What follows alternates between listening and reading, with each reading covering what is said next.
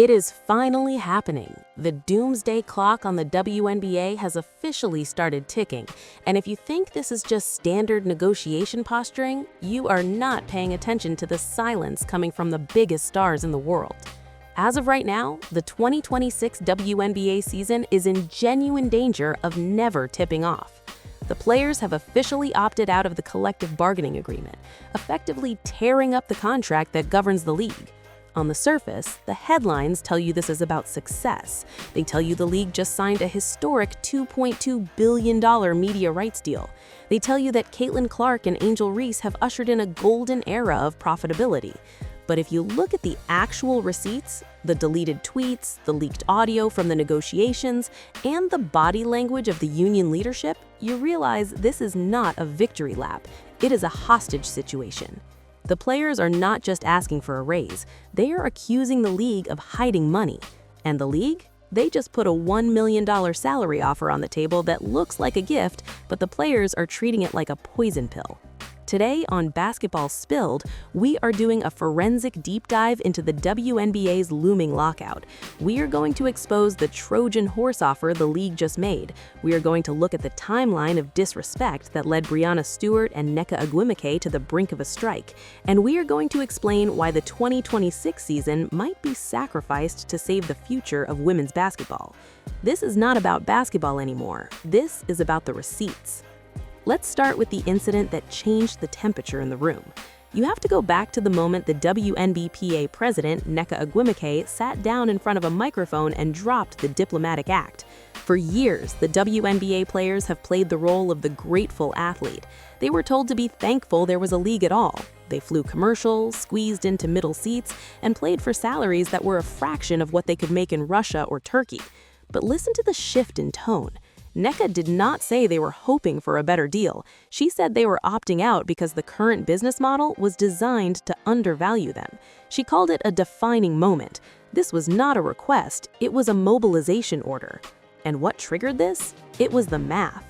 To understand why the players are ready to burn the 2026 season down, you have to understand the Trojan horse offer the league just made. According to leaked reports from inside the negotiation room, the WNBA owners put a dazzling number on the board. They proposed a salary cap increase to $5 million per team. They floated the idea of a $1 million maximum salary for the top stars. If you just read the ESPN headline, you would think the war was over. $1 million? That is 4 times the current Supermax. That is life-changing money for a domestic player. It sounds generous. It sounds like the Caitlin Clark effect is finally trickling down to the bank accounts. But the players read the fine print and they were furious. Here's the investigation into why. That $1 million salary came with conditions that stripped away the few protections the players had fought for over the last decade. The league proposed cutting the housing benefit. For years, teams have been required to provide housing for players during the season. It's a basic necessity for athletes who often live in 2 different cities throughout the year. The league tried to slip in a provision that would force players to pay for their own housing out of that new salary, effectively clawing back a massive chunk of the raise they just offered. Furthermore, the league proposed moving the season start date to March. This sounds harmless until you look at the calendar of international basketball. The European seasons, where players like Breanna Stewart and Napheesa Collier make their real money, run through April or May. By starting the WNBA season in March, the league was effectively forcing players to choose: take our $1 million salary or stay in Europe. You cannot do both. It was an ultimatum designed to kill the overseas leverage that the stars have used for decades to survive. This is where the history of the league becomes crucial evidence. You cannot understand the rage in 2024 without looking at the trauma of the last 10 years. Let's go back to the college days of the current old guard. Think about Breanna Stewart at UConn. She won 4 national championships. She was the most dominant player in the history of college basketball.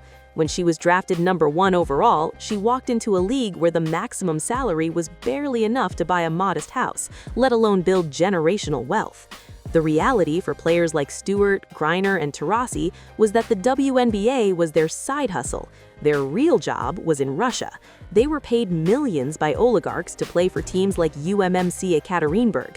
That dynamic created a strange power balance. The WNBA needed the stars, but the stars did not financially need the WNBA. They came back to the US out of patriotism and a love for the game, not for the paycheck. Then came the Breanna situation. When BG was detained in Russia, the entire economic model of the WNBA player shattered overnight. The Russian option was gone. The safety net of overseas millions evaporated overnight. Suddenly, the domestic salaries in the WNBA were not just nice to have, they were the only lifeline. This trauma is the ghost haunting the current negotiations. When the league offers $1 million but demands they stop playing overseas, the players see it as a trap. They are terrified of being wholly dependent on a league that has historically suppressed their wages. They remember the lean years. They remember the middle seats. They do not trust the owners to keep their word without an ironclad contract. But the biggest smoking gun in this entire investigation is the revenue share lie. This is where Kelsey Plum becomes the most important detective in the story.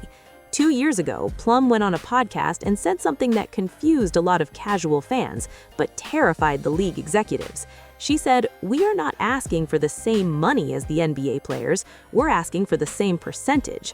Here's the forensic breakdown of what she meant. In the NBA, the players and the owners split the revenue roughly 50-50. If the league makes $10 billion, the players get $5 billion. It's a partnership. In the WNBA, the players have been stuck in a model where they only get a share of the revenue if the league hits certain targets. These targets were set so impossibly high that they were almost never triggered. For the last decade, the players have been receiving something closer to 9 or 10% of the total revenue. Now, with the new $2.2 billion media rights deal, the league is flooded with cash, but the owners are trying to use creative accounting to keep the players' share low. According to the latest leaks from the negotiation table, the WNBA's new offer includes a revenue share model. But here's the trick. It's not 50% of total revenue, it's 50% of a revenue metric that excludes massive operational costs and deductions. When you run the numbers, as the WNBPA's forensic accountants surely have, that 50% offer actually works out to be less than 15% of the real money coming in. It's a shell game. They're showing the players a big percentage sign, but applying it to a tiny slice of the pie. Plum called this out. She said they want 50% of the business, not 50% of the profit after the owners pay themselves big salaries and write off expenses, 50% of the revenue. The league's refusal to agree to this simple NBA-style split is the main reason we're heading for a lockout. Now let's look at the new wave factor. This is where the drama gets personal. You have the old guard led by Nneka, Stewie, and A'ja Wilson. These women carried the league when nobody was watching. They played in empty gyms. They built the foundation. Now, suddenly, Caitlin Clark and Angel Reese arrive and the TV ratings explode. The money is finally here. There's a narrative in the media that the veterans are jealous of the rookies. You see the headlines about hard fouls and welcome to the league moments. But if you look at the union activity, the veterans are actually fighting a war for the rookies. Nneka Ogwumike knows that Caitlin Clark is going to be fine. Caitlin has endorsements, she has Nike money. She doesn't need the CBA to be perfect to be a millionaire. But the player who gets drafted in the second round, the veteran who's been grinding for 6 years on minimum contracts, they need this deal. The irony is that the Caitlin Clark boom is the weapon the veterans are using against the league. They are pointing to the sold-out arenas in Indiana and Chicago and saying, "Look at this product. You cannot tell us the money isn't there anymore." The owners are trying to divide the locker room. By offering a high max salary of $1 million, they are trying to bribe the superstars. They want A'ja and Stewie to look at that check and say, "I'm good." They want them to forget about the middle class of the league. They want to break the union solidarity by making the top 1% of players rich while leaving the rest of the roster on 5-month contracts with no security. But the body language suggests the bribe isn't working. Look at the photos from the WNBA All-Star Weekend. Look at the shirts they wore. "Pay us what you owe us." That wasn't just the bench warmers, that was the MVPs. Breanna Stewart is one of the wealthiest female athletes on the planet thanks to her shoe deal and overseas play. She doesn't need to fight this hard for a CBA. The fact that she is the vice president of the union and is in every meeting tells you that this is about respect, not just about desperation. The league has miscalculated the unity of the players. They thought that the new money would make everyone happy. Instead, it made everyone suspicious. The players have also noticed the timing of the leaks. Notice how the $1 million salary news leaked right after the players opted out. That was a PR move by the league. They wanted the public to say, wow, these women are greedy. They're getting offered $1 million and they're still complaining? It's a classic union-busting tactic. Turn the fans against the players, make the players look entitled. But the players are controlling the narrative on social media. They are quoting the revenue stats, they are retweeting the comparisons to the NBA revenue split, they are educating the fan base in real time. So where does this leave the 2026 season?